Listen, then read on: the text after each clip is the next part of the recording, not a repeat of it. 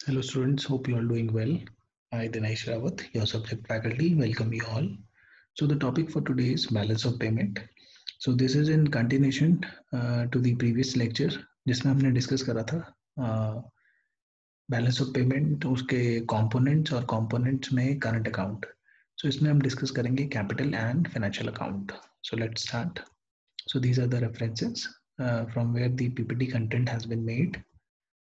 So last class में जैसे हमने डिस्कस करा था आप जब भी BOP statement that is balance of payment statement देखते हैं एंड आरबीआई की वेबसाइट से you can see this.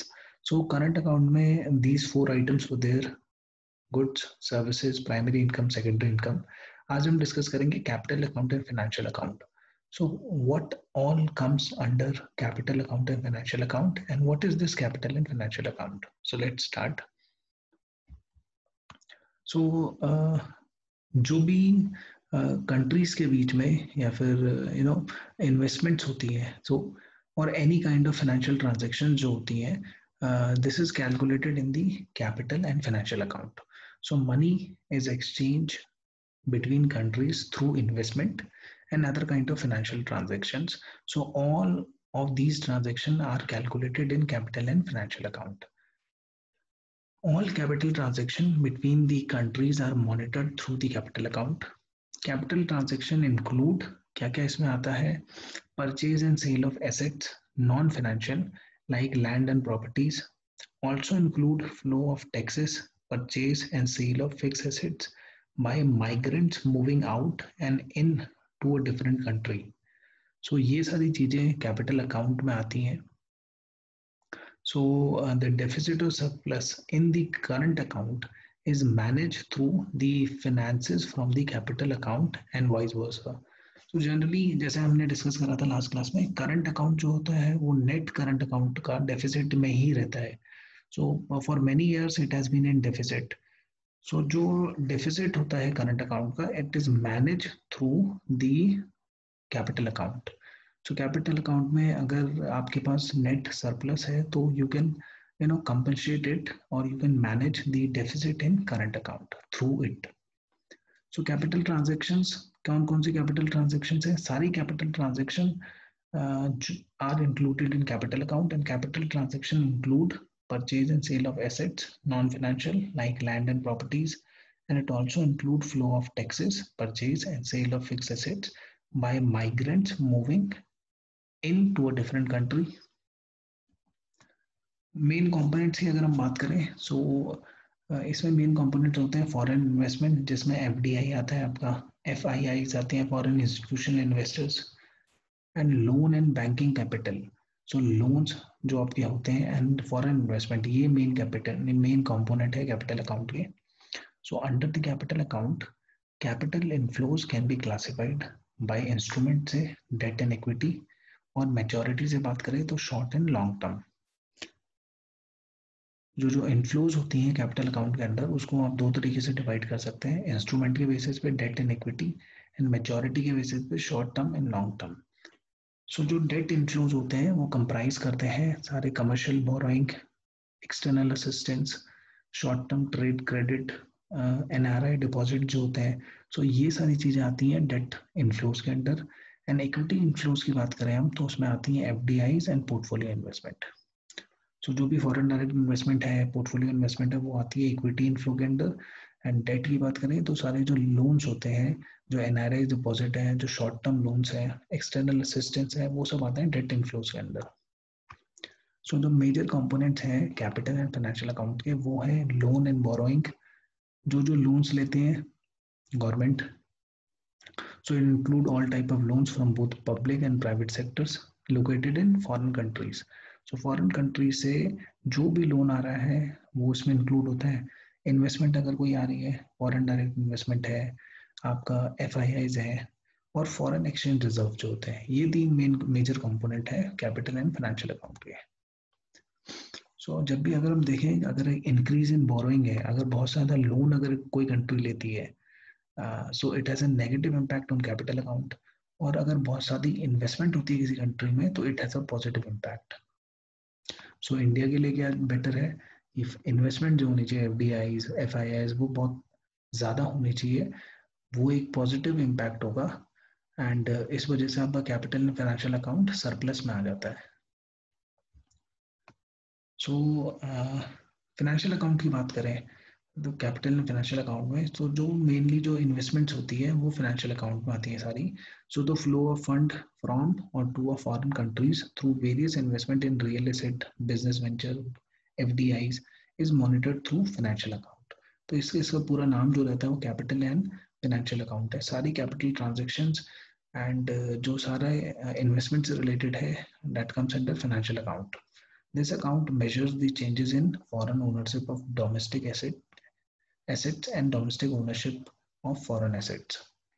On analyzing these changes, it can be understood if the country is selling or acquiring more assets like gold, stocks, or equity.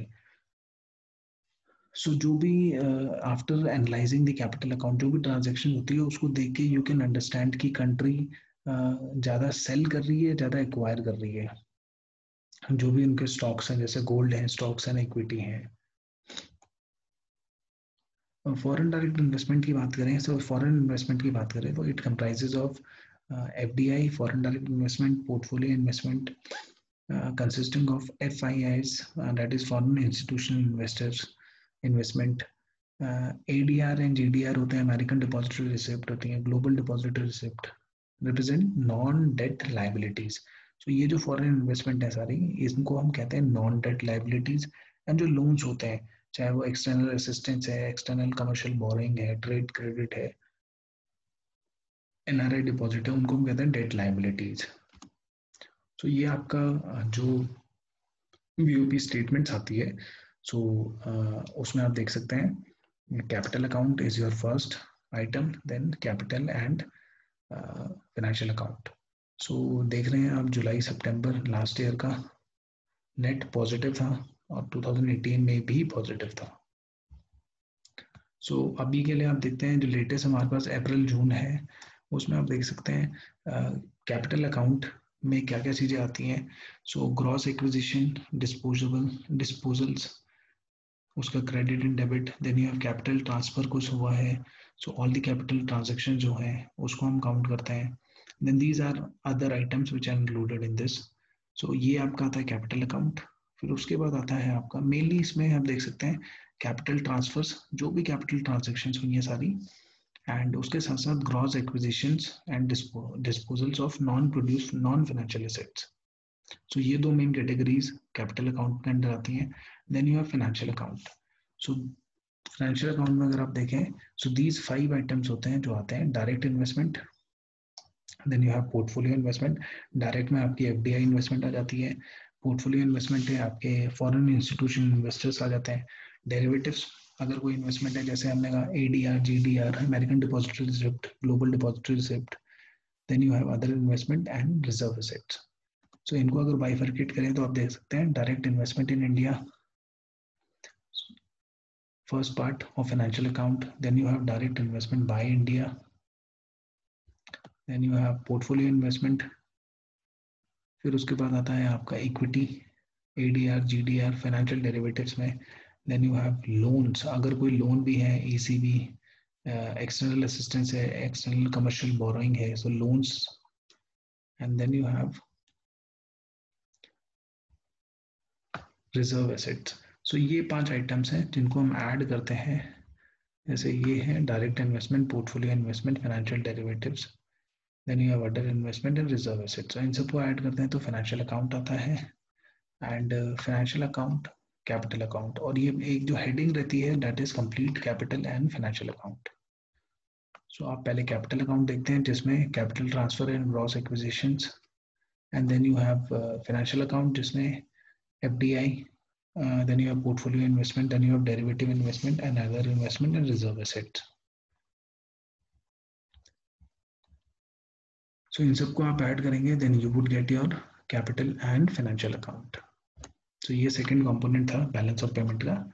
उसके बाद अगर हम देखें रुपी impact पे क्या रहता है, so India's capital and current account have a strong bearing on rupee value, जो भी आईएनआर वैल्यू होती है इंडियन रुपीज की। So this is because when you owe the world money, so जब आपके पास ज़्यादा बोरोइंग आ जाती है या फिर आपका इम्पोर्ट बहुत ज़्यादा हो जाता है तो then you have to sell rupee and buy dollars and other foreign currencies. Similarly, when a foreign invest in India, so जब आपके पास FDI ज़्यादा है या फिर इन्वेस्टमेंट ज़्यादा है तो आपके जो रुपी होता है that is bought while dollars are sold. So इससे हम कह सकते हैं कि an increase in demand for the rupee leads to an appreciation in value. So जब आपके पास इन्वेस्टमेंट बहुत हो जाती है तो देन रुपी की डिमांड ज़्यादा हो जाती है एंड जो वैल्यू है वो अप्रिशिएट हो जाती है. And similarly when you owe the world money, जब आपके पास इम्पोर्ट बहुत ज़्यादा होता है तो आपके जो रुपी होता है दैट इज उसकी डिमांड कम हो जाती है एंड अदर करेंसी की डिमांड बढ़ जाती है. So this is the impact on the rupee value of capital and current account. And why BOP is vital for a country. Balance of payment से आप बहुत सारी चीज़ों का एक तरह से आपको क्लैरिटी मिलती है एंड जैसे ये रिवील करता है balance of payment financial and economic status of a country. अगर कंट्री का एक्सपोर्ट बहुत ज़्यादा है तो आपको वहाँ से उसकी फाइनेंशियल एंड इकोनॉमिक स्टेटस पता चलता है. Balance of payment statement can be use as an indicator to determine whether the countries currency value is appreciating और डिप्रिशिएटिंग. जैसे हमने डिस्कस करा अभी कि आपको रुपी वैल्यू जो होती है उसके बारे में आइडिया लगता है through balance of payment statement. बहुत ज़्यादा इन्वेस्टमेंट है तो रुपी की वैल्यू अप्रिशिएट होती है एंड बहुत ज़्यादा अगर इम्पोर्ट हो रहा है तो रुपी की वैल्यू डिप्रिशिएट होने लग जाती है. So balance of payment helps the government to decide fiscal and trade policies. किसी पर्टिकुलर अगर इम्पोर्ट बहुत ज़्यादा हो रहा है सो जो ट्रेड पॉलिसीज हैं उसके बारे में it helps the government to decide कि क्या ट्रेड पॉलिसीज होनी चाहिए, कैसे हम इम्पोर्ट को कम कर सकते हैं या फिर जिससे डेफिसिट कम हो जाए. सो वो उसमें हेल्प करता है balance of payment statement. And balance of payment statement provide information to analyze and understand the economic dealings of a country with other countries. So अगर जैसे इंडिया का इम्पोर्ट US के साथ चाइना के साथ बहुत ज़्यादा है तो बैलेंस ऑफ पेमेंट स्टेटमेंट से आपको कंट्री को आइडिया लगता है कि क्या जो पॉलिसीज होनी चाहिए with respect to particular countries. So these are some of the benefits of balance of payment statement. So इस लेक्चर में आपने देखा सेकेंड कॉम्पोनेंट जो है that is capital and financial account. Capital account and financial account, उसमें क्या क्या major हमारे पास आइटम्स रहते हैं. सो कैपिटल अकाउंट पहले आप कैलकुलेट करते हैं. Then you have capital account में जनरली जो भी ट्रांसफर्स होते हैं, कैपिटल ट्रांजेक्शन्स जो होती हैं तो वो आप देखते हैं कैपिटल में. एंड फाइनेंशियल में हमने देखा इन्वेस्टमेंट जो होती है, मेजरली डायरेक्ट इन्वेस्टमेंट्स है, पोर्टफोलियो इन्वेस्टमेंट्स हैं, बोरोइंग्स हैं. सो ये कुछ मेजर कॉम्पोनेंट्स होते हैं कैपिटल एंड फाइनेंशियल अकाउंट के. So borrowings, investment and foreign exchange reserves, ये तीनों चीजें हम कैपिटल एंड फाइनेंशियल अकाउंट में देखते हैं. सो कैपिटल में पहले आप सारे एक्विजिशंस हैं या कोई भी ट्रांसफर्स हैं, कैपिटल ट्रांजैक्शंस. तो जैसे इसमें देख सकते हैं कैपिटल ट्रांसफर में financial corporation, non financial corporation, households. So all these transaction जो होती हैं they comes under capital account. Then you have financial account. Financial account में investments, borrowings, so direct investment आ जाती है. Then you have portfolio investment. Then you have currency and deposits, then loans. The 3 point other investment में there are loans also, so external borrowing जो भी है. Then you have reserves. तो इन सबको हम ऐड करते हैं तो you get capital in financial account. So that is all for today. Thank you so much.